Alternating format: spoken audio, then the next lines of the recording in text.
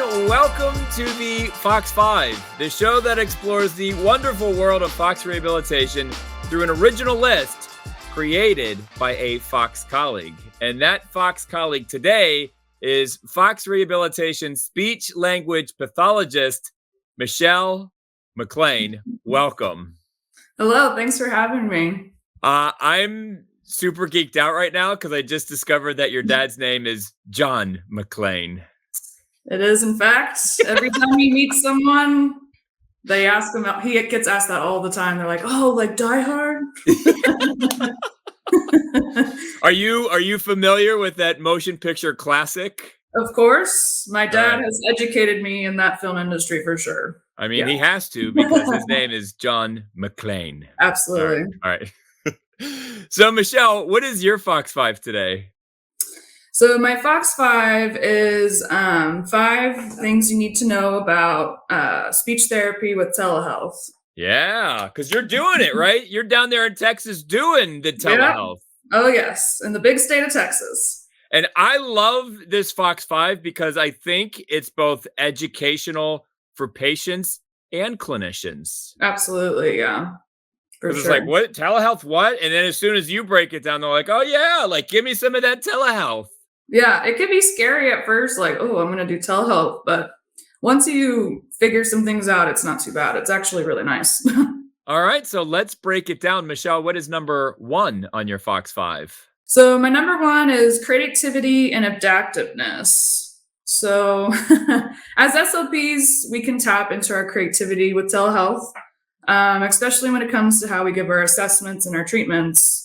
Since we are so used to seeing patients in person, I always have patients have a paper and pen with them during our testing and our sessions to kind of help adapt to those questions that require them to write. And so then I just have them show me their answer on the camera. So it can be a little different on telehealth sessions, but we have to be prepared to adapt, of course. But as SLPs, we're pretty good at adapting. That's what you do, yeah. When do you find that a patient clicks in a session? Like maybe at first they're like, what are we doing here? At like what point is it like, oh yeah, this is cool? I think I just build that rapport with my patients and I make sure that I let them know that I'm patient when they're having trouble, like using telehealth in general. And even before the world of telehealth, SLPs, just by the craft, you have to be patient. Yeah, absolutely. As you know. For sure. Right. So Michelle, what is number 2 on your Fox 5? So number 2 is treating across the SLP spectrum. So patients can be seen for comprehensive plan of cares, like on telehealth for treating cognition, voice, speech language. And additionally, patients can even be seen for a hybrid approach, if accessible, of course. But for an example, like if you have a patient that has some severe swallowing, you go see them in person for a couple of days of the week if needed during meals to treat swallowing, and then maybe see them for that extra third visit during the week for cognition. And Michelle, that brings us to number 3 on your Fox 5. Yeah, so telehealth is very accessible, as we probably all know. It's very beneficial for clinicians to save time in between sessions, and then it's also super convenient for patients to fit into sessions into their own schedules. So that kind of helps meet the plan of care and meet the dosage for the week. And then another awesome tool to highlight just how versatile telehealth is that we can use live captions on videos. Yeah. Yeah. And so lean into that technology. Yeah. And so patients with hearing loss or language barriers, that can really help aid in avoiding those communication breakdowns that we may have in person.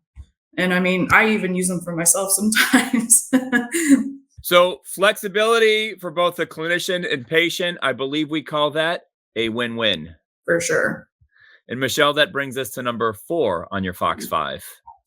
So number 4 is just having family nearby for telehealth sessions. It can be super beneficial for helping our patients logging on and even also maintaining plan of care dosage in that way as well, especially with our patients that have cognitive deficits.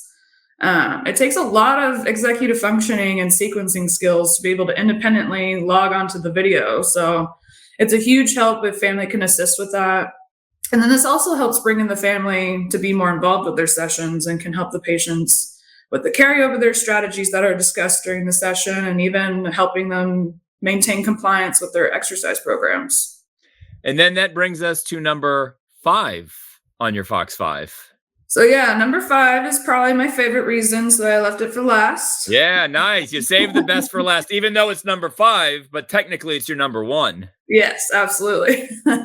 So the beauty of telehealth is that we can reach the speech therapy needs statewide. So as long as your patient is in the same state that you're licensed in while treating them, then those opportunities are endless to help people with speech therapy needs. Like I'm a full-time SLP in Central Texas right now, and as you know, obviously Texas is huge. Oh yeah. And so with telehealth, I've already helped people in Houston and Austin and even up in Dallas. So it's great. Michelle, thank you for doing this Fox 5. And before you leave, can you just take me through your first telehealth session? Like, what were you thinking? And at the end of it, were you like, oh, wow, like I just did SLP on telehealth?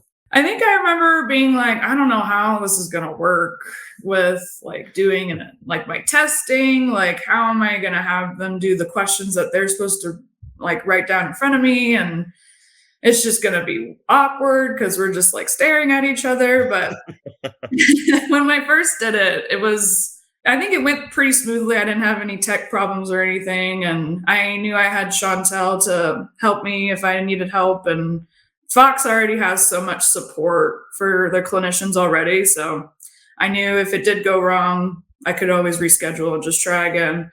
But it went smooth and it's great. And I've made a lot of great relationships with a lot of my telehealth patients that are far away from me. So, yeah, I liked when we were discussing the Fox 5 and we brought up telehealth. You're like, oh, yeah, I'll do that. I do telehealth. And I'm like, all right, nice.